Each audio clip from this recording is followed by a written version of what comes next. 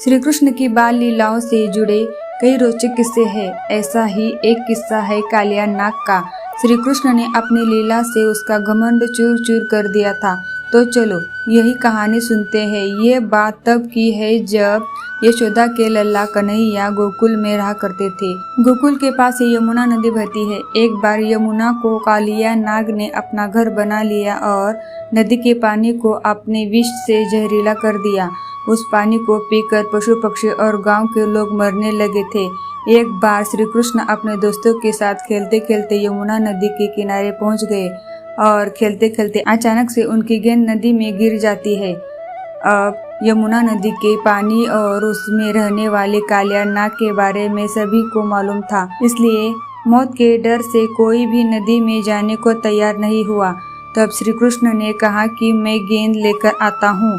सभी बच्चों ने उन्हें नदी में जाने से रोका, लेकिन वह नहीं माने और नदी में छलांग लगा दी। सभी बच्चे डर के मारे घर पहुंचे और यशोदा मैया को कन्हैया के नदी में कूदने की बात बता दी। यही सुनते ही यशोदा मैया डर गई और फूट फूट कर रोने लगी। यह बात धीरे धीरे पूरी गोकुल धाम में जंगल की आग की तरह फैल गई। सभी दौड़ते दौड़ते यमुना नदी किनारे आ गए, लेकिन कृष्ण अभी तक वापस नहीं आए थे। वही नदी में कृष्ण को देखकर कालिया नाग की पत्नियों ने उन्हें वापस जाने को कहा, लेकिन कृष्ण नहीं माने और तभी कालिया नाग जाग गया। कृष्ण ने कालिया नाग को यमुना नदी छोड़ने का आदेश दिया, लेकिन कालिया नाग ने मना कर दिया और कृष्ण को मारने के इरादे से उन पर हमला कर दिया। कृष्ण और कालिया नाग की जोरदार लड़ाई हुई।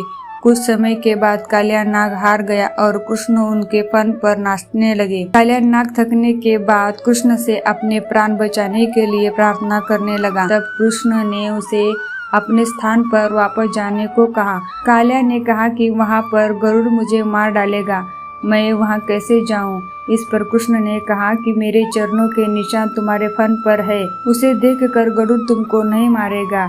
इसके बाद कालिया नाग श्री कृष्ण को अपने फन पर उठाकर यमुना नदी से बाहर आ गया और उसके बाद अपनी पत्नियों के साथ अपने स्थान पर चला गया। कृष्ण को सही सलामत वापस पाकर सभी बहुत खुश हुए और गोकुल में उत्साह मनाया गया।